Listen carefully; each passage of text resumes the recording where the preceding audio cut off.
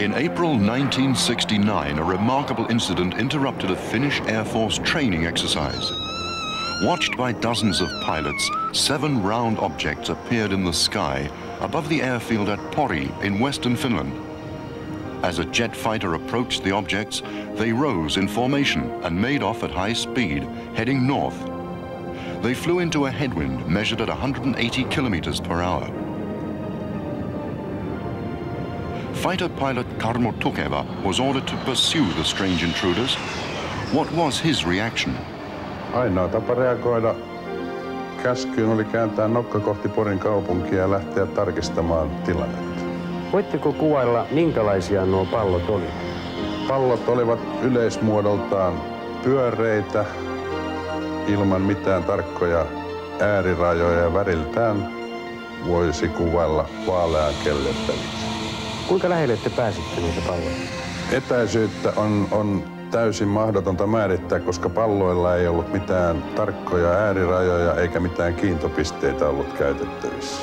Kun nuo pallot sitten lähtivät liikkeelle, kuinka suureksi arvioitte niiden nopeuden? Nopeuden määrittäminen on täysin mahdotonta. Oma nopeuteni oli noin 700 kilometriä tunnissa ja pallot hävisivät moninkertaisella nopeudella kohti pohjoista. Oletteko löytänyt jälkeenpäin noille palloille mitään normaalia selitystä? Mitään normaalia selitystä kyseiselle ilmiölle on kyllä vaikea kuvitella.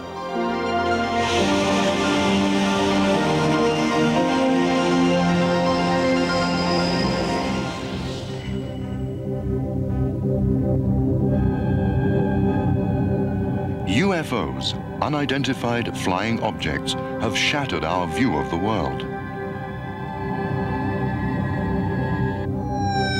Astronaut Edgar Mitchell said after his visit to the moon, "We all know that UFOs are real. All we need to ask is where do they come from?"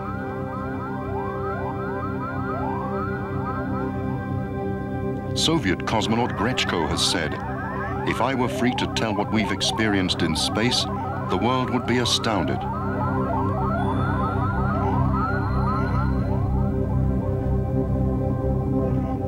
The history of the world is full of mysteries.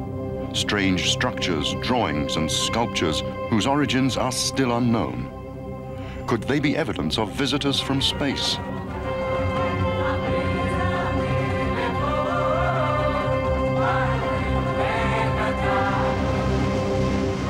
So far, there have been more than 100,000 reported sightings of UFOs all over the world, from Brazil to Lapland in the far north of Scandinavia.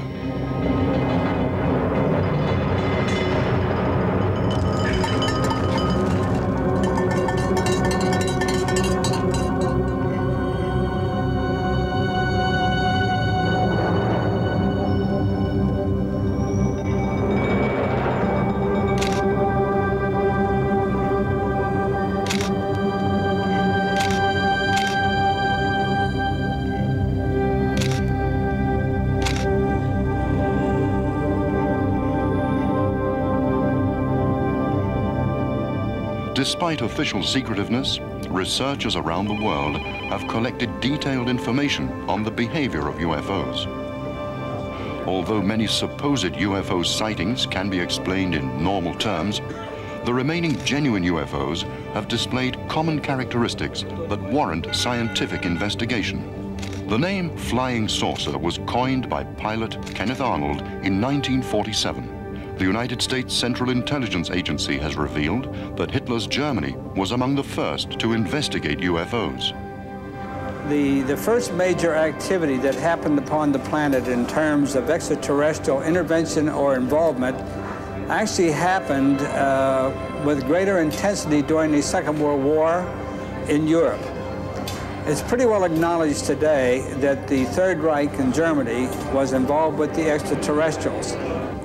My contention is that indeed, because of the prosecution of the war, everything associated with aerial phenomena and so forth had to be classified for the sake of the war and the Allied powers, because we didn't want the enemy at that time, being the Third Reich, to know that, of course, we were suspect that they had possible alliance with, say, extraterrestrial intervention.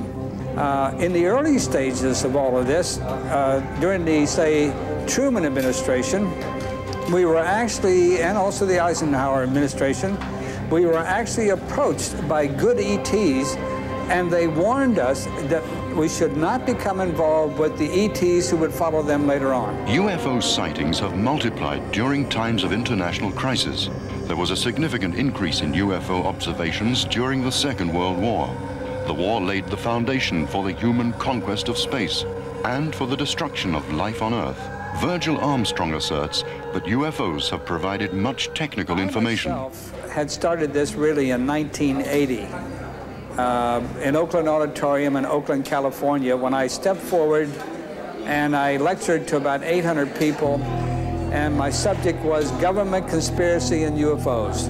I saw top secret documents saying that an unidentified flying object had landed at White Sands, New Mexico. And then, of course, I followed that by wire. I was not actually physically involved in the capture itself.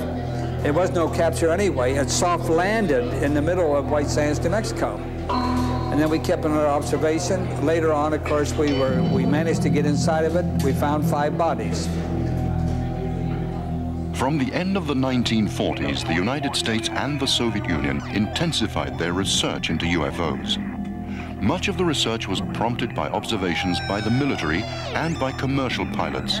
Officials have attempted to conceal their UFO investigations and to play down the significance of the UFO problem. In the late 1970s, the Freedom of Information Act in the United States permitted the release of official documents more than 30 years old.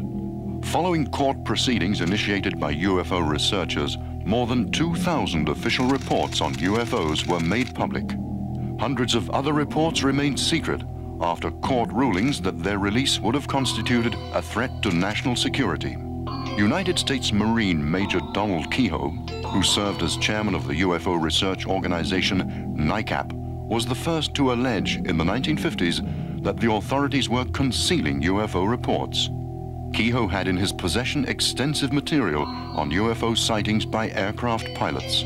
Professor of astronomy J. Allen Hynek was for more than 20 years a specialist on UFOs with the United States Air Force. Gerald Ford, Republican Party leader in the U.S. Congress, proposed the establishment of an official UFO research committee. Edward U. Condon, a doctor of physics, became its first chairman. Hynek, a member of the committee, noted that officials were unwilling to tell the truth about UFOs. He broke off cooperation with the Air Force and set up a private UFO research organization. To this day, the superpowers are still faced with an unsolved mystery. Recently, it was disclosed that when President Reagan and Mr. Gorbachev met in 1985, the UFO problem formed part of their discussions. The Freedom of Information Act has revealed a mass of new evidence that an unknown spacecraft landed at Roswell, New Mexico in 1947.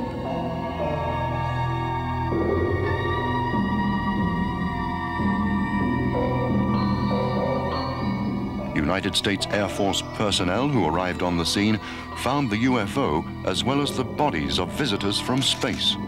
According to eyewitnesses and written records, military personnel closed the area and prohibited everyone from telling what they'd seen. The mass media were told that the strange object was a weather balloon. Now, even so, that's pretty strange because we go back to the ones we took off the ship in 1948. They were little fellows. They were 3.5 feet tall. The largest one was 4 feet, and he was the senior of the group. They were humanoid, but they only had 4 fingers instead of the 5 and 4 toes. They had no ears. They had no nose, no hair, and the mouth was immobile. So although they were basically humanoid, they were totally different. According to the autopsy reports, the creatures had 4 long-nailed fingers on each hand. Between each finger was a fold of skin. The creatures had gray skin, and their blood, although liquid, was totally unlike human blood in composition. The released documents report that a top-secret task force, Majestic 12, was set up to investigate the case. The group received its orders direct from President Truman. The case has been examined in great detail by Canadian nuclear physicist Stanton Friedman. I believe the United States government has the bodies of aliens in its possession, whether it's the Army, the Air Force, the Navy, the National Security Agency, the CIA, I have no idea. But I'm certain that with the crash of a flying saucer in Roswell, New Mexico in 1947, July, that they recovered not only the vehicle, but the bodies as well. There are other stories about other crashes, but that one's been thoroughly investigated. We've talked to more than 100 persons connected with that. So yes, the government certainly has alien bodies. On the 5th of May, 1989, South African Air Force fighters took off to intercept a strange object that had penetrated South African airspace. One of the pilots fired at the intruder using a new laser-guided weapon, forcing it to land across the border in Botswana.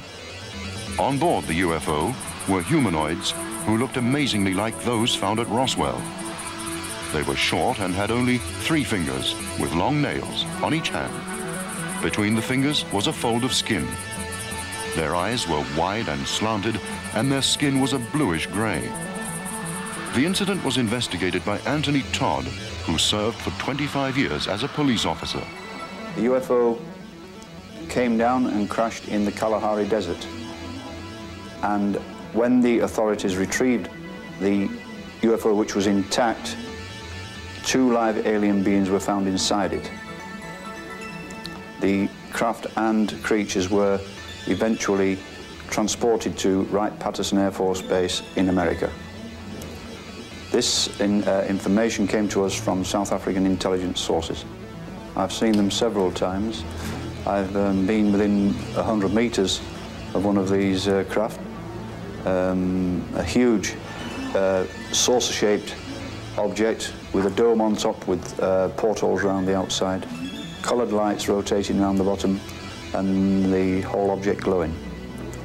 I've signaled on one occasion to one, and it actually turned around and came back to me. I've seen them several times since, always with witnesses. The first case when I was a police officer in 1978. Since making his disclosures, Todd has been the target of threats and other forms of pressure. The belief that UFOs are merely tricks of light, which cannot be scientifically studied, is wrong. Researchers have thousands of reports of UFOs that have left behind physical marks. In January 1981, a UFO landed in the garden of a farmhouse in France. Investigations by the National UFO Research Organization, GIPAN, and the agricultural laboratory INRA revealed that something strange had happened to the vegetation growing where the UFO landed. Its biological structure had changed, as if it had suddenly aged. The investigators maintained that only extremely powerful nuclear radiation could have caused such a phenomenon. Professor Hynek's research center has more than 3,000 reports of physical marks left by UFOs.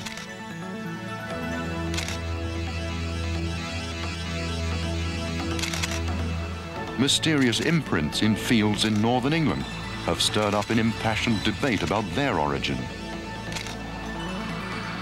A British couple tell how they saw the patterns emerging during a time of high winds and an eerie mist. It was, as they said, an experience that made their hair stand on end. From the point of view of human beings, the most worrying marks left by UFOs are radiation burns.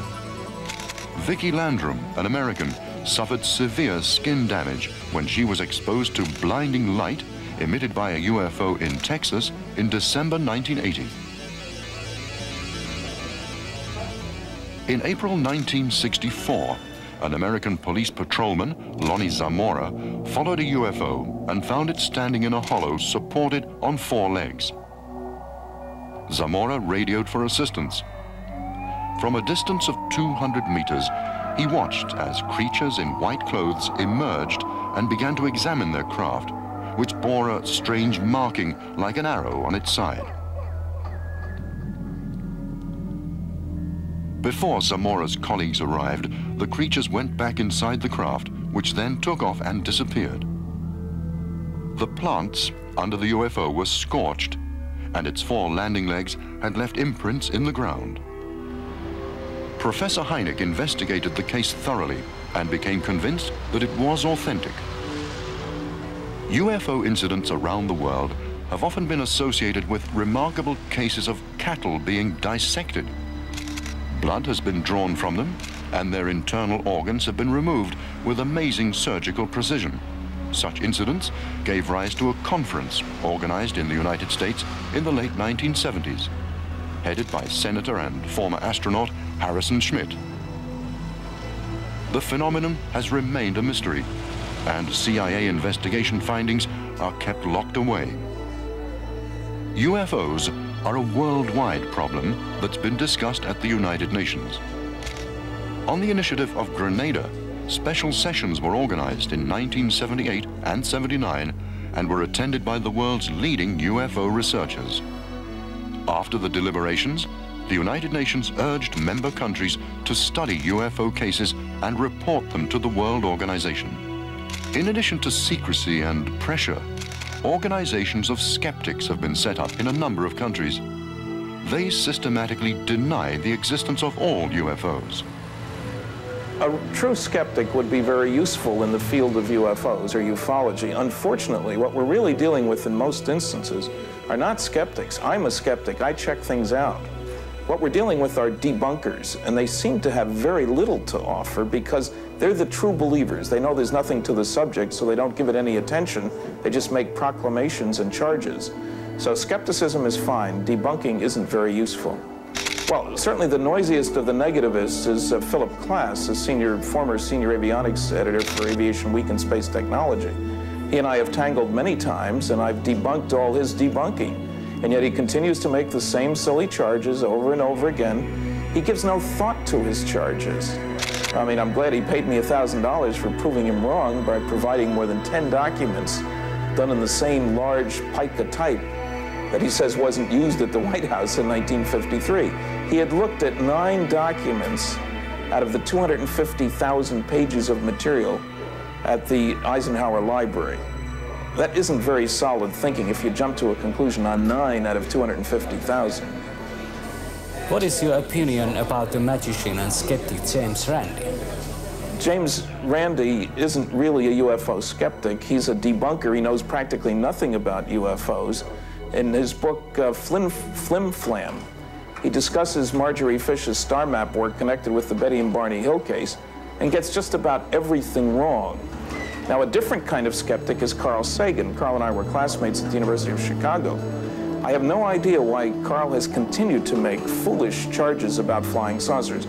His most recent one was that every UFO sighting, when carefully investigated, turns out to be either a fraud or a mistake.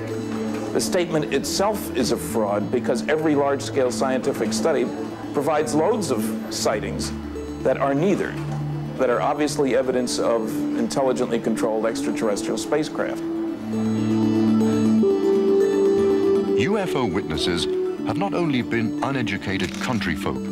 Their number includes some very prestigious people.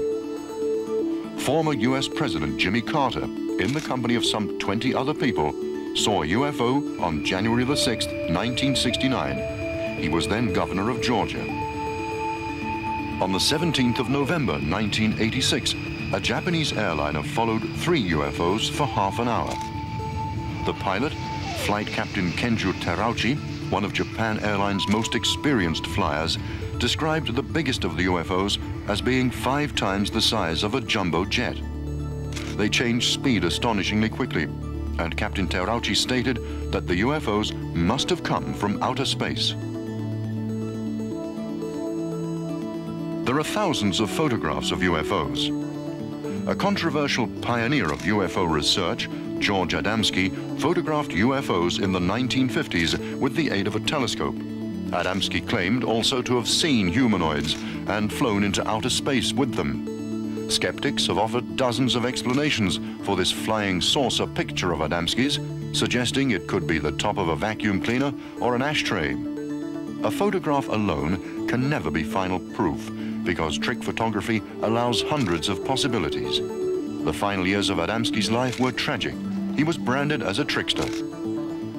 These pictures were taken by an American couple, the Trents, on May the 11th, 1950.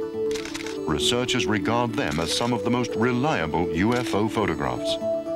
The target of a furor, at least the equal of the Adamski controversy, was Edward Meyer of Switzerland as a result of his photographs and claims of having had contacts with humanoids. Even before his claims were investigated, he was labeled the UFO hoaxer of the century. Meyer claimed to have been in contact with humanoids who were replaced at intervals of 11 years, the same rhythm as the changes in sunspot activity. Creatures from the Pleiades galaxy told Meyer that they were cautious about approaching humans because they didn't want to give rise to a new religion. Meyer's pictures show 5 different types of UFO. The investigation into the Meyer case was led by Lieutenant Colonel Wendell Stevens of the United States Air Force, who had studied UFOs since the 1940s. He has a file of 3,000 UFO photographs.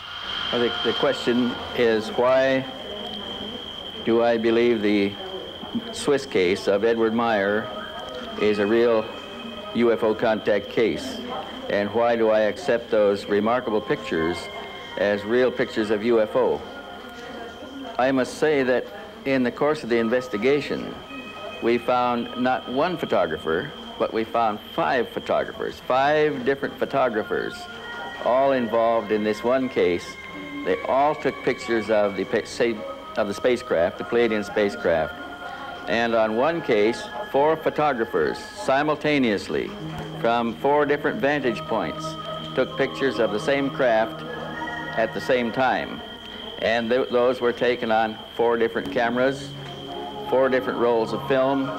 They were processed in 4 different laboratories in 4 different countries, and they all showed the same objects. Apart from that, we took 4 of the best pictures, 1 from each of 4 different cases, to the United States with us, where we put them through exhaustive testing, for which more than $60,000 was paid for testing by every known means in modern technology. Now, in the course of testing these UFO photographs, we discovered that we can continually eliminate a process. We can always eliminate one more process known in phototechnical circles as processes for faking pictures. And we successfully eliminated all known processes of technically producing pictures and end up with something unknown. We do not know how these pictures were made unless they were made in real time, a real spacecraft, as alleged by Mr. Meyer. Mr. Stevens, what is your opinion? Why only a few pilots tell in public about their personal UFO experiences? Well, few pilots report UFO sightings, although they have them frequently, because in our country at least, a commercial pilot reporting a UFO experience or a sighting or photographs from aboard the airliner, if that's the case, or a fighter aircraft, he's persecuted by first the private company, the airline company, for speaking out of turn, and each company has a procedure for reporting internally, and they do not report the information out. Military pilots have the same kind of controls on them. They are not allowed to report what they see outside of their service, and internally in the service, it's handled covertly. So we don't hear as much from pilots who have taken photographs of UFOs as we do from other people. The shape of UFOs varies considerably. They are most commonly like balls of light, or oval and cigar-shaped, or they may be like saucers. Motherships, several hundred meters long, have been seen discharging small saucer-shaped UFOs. Often UFOs are bright and shining, multicolored or bright and metallic. They may emit a strong beam of light or strange sounds. Their flying capability often surpasses that of normal aircraft or rockets. The superpowers have tried to learn from the UFO's flying characteristics, which is one reason for the secrecy that surrounds them. Recently, The latest test version of a flying saucer was shown in the United States. In Scandinavia, in the late 1980s, the biggest wave of UFOs occurred in the mountainous area of Hessdalen, south of Trondheim in Norway. The most intensive UFO hunt in history was started, involving Scandinavian UFO research groups, Norwegian universities, and the Norwegian Army. The Hessdalen project produced a host of UFO pictures and scientific data on the behavior of UFOs. In spite of the wide array of scientific equipment used, no logical explanation for the phenomena could be given. Study of the UFO's behavior did suggest that they were guided by an intelligence. UFO investigators from Finland, the United States, and France also took part. Among them were Professor Hynek and a French researcher, Jean-Michel. For my position, it is absolutely beings from outer space who were trying to contact the people there. But unfortunately, there were not enough people ready to welcome there, to talk with them, and also there were been too much people from outside coming to the spot. Therefore, the activity is now decreasing, and UFOs are moving southwards on other places in central Norway and in the mountains. A wave of UFO sightings similar to the Hessdalen episode took place in the Kuusamo district of northeast Finland in the early 1970s. Most of the strange light phenomena and sightings of objects were concentrated on the slopes of Finland's most southerly fell called Isosyöte. Strange balls of light have been seen in the same area more recently. It's been noticed in many parts of the world that UFO sightings are particularly common in mountainous regions. The reason may be magnetic fields, which the UFOs possibly make use of for their avionics systems. The Finnish wave of UFO sightings in the 1970s inspired an extensive research project which was not supported by official or academic circles. Pudasjärven UFO-aallon aikana tutkimme ilmiötä välineellisesti ja käytimme siihen kaikkea valokuvausteknillistä materiaalia, mitä oli saatavissa, erityisesti infrapuna-alueella. Kykenimme tallentamaan ilmiöitä, jotka eivät vielä tänäänkään ole selvitetty. UFO sightings occur continually around Finland and Scandinavia. On August the 30th, 1986, the couple Maila and Kalle Koivunen were driving to their summer cottage for the weekend. When they'd parked the car and were walking towards the edge of the lake, a series of events began which turned the Koivunen's view of the world upside down. Tulimme rantaan ja astuimme veneeseen, kun vaimoni huomasi taivaalla valon ja sanoi, että sieltä tulee lentokone. Vilkasin sen taivaalle ja samassa näin lähestyvän sieltä valopallo, joka silmissä suureni, ja pysähtyi noin 30 metrin korkeuteen veneemme yläpuolelle ja oli läpimitaltaan noin 4 metriä. Minä kysyin Kallelta, onko se helikopteri? Sanoin, että ei se missään tapauksessa voi mikään helikopteri olla, sillä se tuli siihen täysin äänettömästi meidän yläpuolellemme. Tämän sanottuani pyysin Mailaa antamaan kameran minulle ottaakseni kuvan siitä. En antanut kameraa, koska minusta oli mahdollisimman pian päästävä saareen, koska minua pelotti tämä valoilmiö. Nykäisin perämoottorin käyntiin ja lähdin ajamaan täyttä vauhtia kohti saartamme, mutta valopallo lähti seuraamaan meitä pitäen etäisyyden täydellisesti samana koko ajan ja pysyin tiiviisti kannassamme. Lähellä rantaa tästä valopallosta suunnattiin 3 sädettä Kallea kohti. Ja silloin mua pelotti todella, koska mä luulin, että ne hullut tulee nyt meitä kohti. Ihmeellistä asiassa oli, että kameran laskuri osoitti filmin loppuneen, vaikka olin varmasti vasta ladannut sen uudella rullalla. Ja tämä näytelmä kesti kaikkiaan 40 minuuttia, jonka ajan UFO oli seurassamme. The extraterrestrials observed with UFOs are said to come from many different universes and even from different dimensions. Thus, they appear to us in dozens of different shapes. Perhaps the most common physical type has a large head, big eyes, and is shorter than a human. Some of them seem to have an incredible ability to change their appearance as well as their form of speech. A lot of people who have seen them do not like talking about them, and for UFO researchers too, they are a sensitive subject. The question of what do they look like? You know, they're like people on this planet. There's many kinds out there. Some are 12 foot tall, some are 7 foot tall, some are 3 foot tall. I mean, there's all sizes and forms and shapes. I think the best thing to say is that the appearance they give to us is what they think we want to look at. We're really not seeing them in their true form. If they were to take off the funny face or something like that, we might be scared to death of them. So, in my opinion, what they try to do is to present themselves to us in a form that's acceptable and not frightening. Now, there's also some, like the tall ones, have sort of a square head, you know.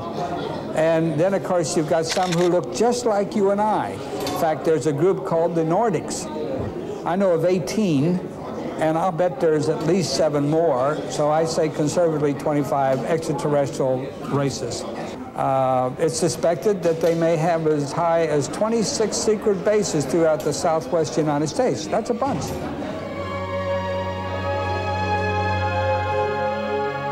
Finnish Air Force personnel have cited both UFOs and extraterrestrials, but very few eyewitnesses have had the courage to speak publicly. Among the most sensational experiences are those of Air Force technician Osmo Liene. Olin ilmavoimien palveluksessa 17 vuotta ja osan aikaa ilmavalvonnan piirissä aika tiiviisti. Me jouduimme, sanoisin aika usein, näiden outojen havaintojen vuoksi melkoiseen paperisotaan ja laatimaan niiden havaintojen liikkeistä ja suunnasta ja nopeuksista erinäisiä selvityksiä.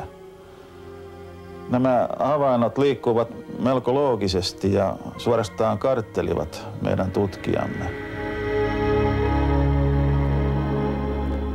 UFOs first made contact with Osmo Liene in 1954 when he was out walking near his home in southwest Finland. Se UFO, johon joudumme tutustumaan lähikontaktissa, oli pyöreähkö, ehkä 5-7 metrin läpimittainen pallomainen alumiinin värinen laite, joka räimäsi ylitsemme keskellä peltoa ja veljeni kanssa jouduimme syöksymään ojaan, koska yhteen törmäyksen vaara näytti aivan varmalta. Olennot ilmestyivät meille kotiin keskellä yötä. Vierailuaika sinällään oli aika omituinen. Kello oli juuri 12. Lyönyt ja väki tietysti jo vuoteessaan. Ja minä olin ainoa, joka olin hereillä. Oven auettua luulin, että jokin itämainen porukka, lähinnä niin kuin nuoria poikia, olisi tullut väärään osoitteeseen. Heti sisään tultuaan he totesivat, että vai olet jo hereillä, sinua me tulimmekin haastattelemaan. Heillä oli laitteita myöskin mukana, lähinnä nykyisen pienen matkatelkkarin näköinen väline, jolla he sitten kyselyjen edistyessä näyttivät erinäisiä kuvia. Ja aina jonkun asian tullessa esille, siitä näytettiin kuvia tällä pienellä laitteella. Ja loppujen lopuksi kelattiin minun elämääni eteenpäin myöskin. Ja näin lyhyesti sanottuna ne tapahtumat, jotka minulle silloin kerrottiin, ovat tähän mennessä pitäneet hyvin paikkansa. Joskin tämän saadun tiedon viimeinen kuva on minun kannaltani vähän huonompi, koska siinä oli näytetty tapaturma, jonka uhriksi tulen jossain vaiheessa elämääni joutumaan. Minulle kerrottiin, että se tähdistö, mistä he ovat kotoisin, näkyy maahan rykelmänä. sikermänä.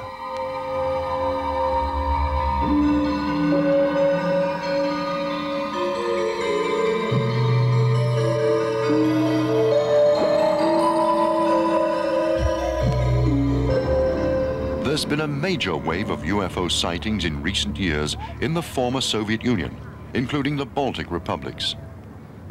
Thanks to the new openness in those countries, UFO research has become very active and international. Several big UFO conferences have been held involving hundreds of scientists. In 1989, news of the landing of a reddish, ball-shaped UFO in a park in the town of Voronezh spread around the world. Out of the craft came creatures 3 meters tall. On seeing them, one eyewitness suffered a stroke and another was temporarily blinded. At about the same time, there were several more sightings of UFOs and humanoids in Voronezh. The eyewitnesses included many children. Recently in Voronezh, some weeks ago, there were some sightings, UFO sightings and UFO landings also. And I'd like to stress especially that not only schoolboys, not only children were observing these strange landing and sightings and humanoid, human-like beings emerging from the landed spacecraft. There was a great number of reliable witnesses among adults also. It seems to me that now there is some kind of wave of UFO sightings over the Soviet Union. And to my estimation, this number is increasing. Abductions of people by UFOs has been a talking point in the United States for years. Among the first well-researched cases of abduction was that of fishermen Charles Hickson and Calvin Parker in October 1973. As darkness fell, an object 30 meters long landed close to the two men. Remarkable creatures emerged from the UFO. They were about 1.5 meters in height, hairless, with pincer-like hands. The men were scared out of their wits. Hickson started to beat the water with his fishing rod. Parker fainted in his arms. They were anesthetized and carried into the craft. When they reported the incident to the police, they were still close to hysterical. A conversation between the two men, secretly recorded at the police station, indicated that they really believed they had experienced a UFO kidnapping. An abduction at Cergy-Pontoise near Paris in France in 1979 aroused widespread attention in France.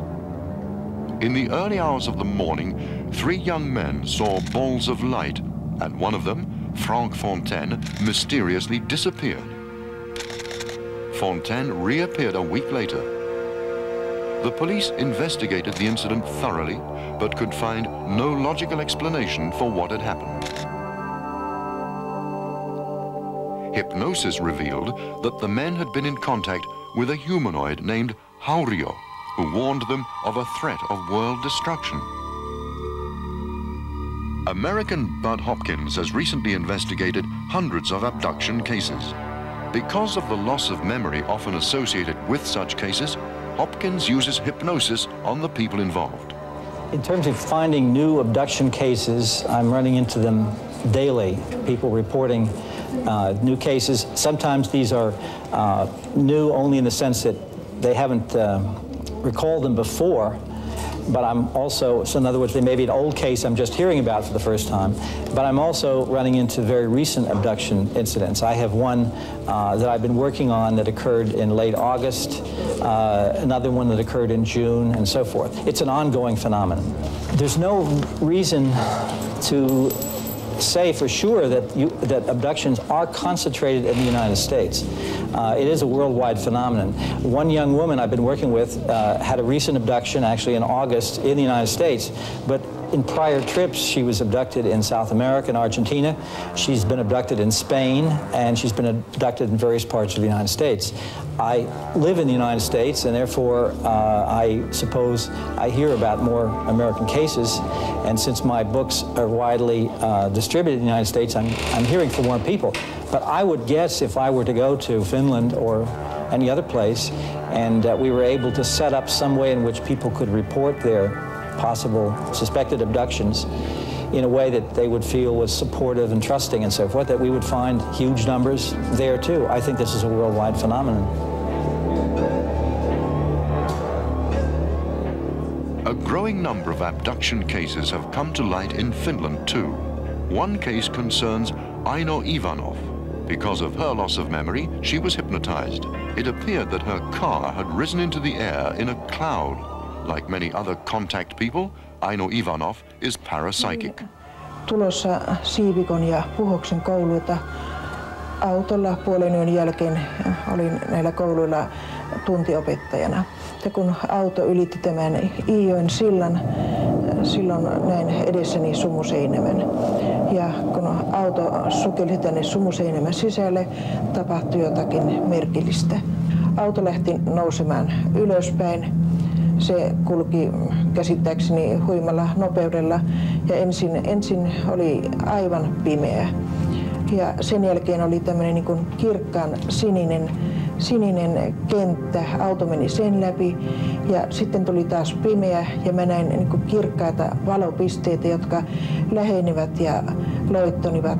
Ja heräsin siitä, kun huomasin, että oli niin kuin vähän niin kuin hämärää ja auto laskeutui tälle oudolle kamaralle. Ja sitten mä aloin silmäilemään, että minkälaiseen paikkaan mä oon niin kuin joutunut. Auto oli jonkunlaisessa laaksossa, joka puolella oli vuoret ja mä vilkasin maata. Se oli niin kuin punaista kiveä tai soraa ja huomasin, että se oli noin suurilla halkeamilla, jopa 5 sentin halkeamilla. Ja mä ajattelin mielessäni, että tässä paikassa ei ihminen voisi elää, että ei ainakaan tässä vettä saisi. Sitten mä huomasin, että sieltä vasemmalta puolen sieltä vuoren kylkeä alas tuli 2 henkilöä. Heillä oli suuri pää, eikä ollut hiuksia ollenkaan. Suuret silmät, jossa ei ollut niin pupilleja. Ja pieni nenä ja pieni suu, ei ollut huulia ollenkaan ja heidän ihon väri oli aika vaalea. Tämän ensimmäisen matkan aikana musta otettiin sitten näytteitä. Oikeasta käsivarresta otettiin niin kuin 5 näytepalaa noin puolen sentin välein. Ja niistä on todistus tuossa. It's very difficult to prove the reliability of cases of contact. One of the most investigated abductions concerned the experience of the Hill couple in 1961. On September the 19th, 1961, late in the evening, Betty and Barney Hill were traveling by car on the east coast of the United States when they saw a bright object in the sky.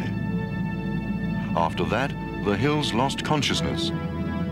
When they came to, the UFO was gone and they had traveled nearly 50 kilometers south without being aware of it. Under separate hypnosis, the Hills both told how they'd been anesthetized and transferred to the UFO. Large-headed, large-eyed creatures had carried out medical tests on the couple, including taking a sperm sample from Barney Hill. One of the creatures had shown them a picture that gave the position of their home planet in relation to our universe. Phyllis Van Schlemmer is a contact whose space adventures are of the same type as Aino Ivanov's. I've had meetings with beings from other planets on UFOs twice. Both of them were completely different than the other. My first meeting was a UFO came down, it landed, I saw it, the door opened. For a moment I was very frightened and I said, no, this is an experience, I must go with it. So I boarded the craft, and as I entered I felt the presence of someone in back of me that I didn't see. And I entered into the inside of the craft, and there were two beings in the craft. They were well over 6 feet, formed exactly like a human, quite good looking, appeared to be males. They had a metallic type of costumes on and did not seem to have any openings or fastenings of any kind. Very large, crystal blue eyes, if you can call eyes crystal blue. And several years before, in my office one day appeared a space being, and it was similar to this being that these three beings, or the two beings that I had seen that was on the ship. The trip was to the moon. They put this type of helmet on. It was like a plastic helmet or plexiglass, and it had a rim all around it, and it was clear. It was a double plexiglass or plastic. It had little holes around, and when they put this helmet on me, it created an atmosphere around me that I could breathe, because I had told them, look, we're on the moon. I want to go out. You can't bring me here and then not take me out on the moon. So they put this device on me, and as I walked, it seemed that the surface kept it above ground, so it functioned in this manner. I don't know how it worked. But they opened the door, and one took one hand, and one took the other hand, and they took me outside, and I was so happy because they were holding me. I was floating, and they were holding me down. They did not have problems walking on the moon. They did not float. They may have had something to hold them down. I don't know, because their boots were the same as their clothes. But I walked around for a while, and I wanted to walk, and they held me down so I could walk in the dust like this and kick it up and so forth. And we walked around a while, and then they gave me the message, we have to go back. And they took me back in, took me off the took the device off me. I sat down and came back, and it was when I got off the ship and then went back into the house, it was 6:20 in the morning, and I had left at approximately 2 o'clock. I asked them how were they able to do this, because I think our astronauts took a couple of days to get there, and they said that we just did not understand, that we were not technically advanced enough to understand how to go this fast. In evaluating cases of contact, it has to be remembered that the experiences are often described either under hypnosis or as parapsychological phenomena. The Finnish doctor of medicine and parapsychologist Rauni-Leena Luukanen has experienced a UFO contact under hypnosis. Aiheutettiin niin sanottu ruumiista poistumisilmiö, jonka seurauksena hämmästyttävästi jouduin UFOn sisälle.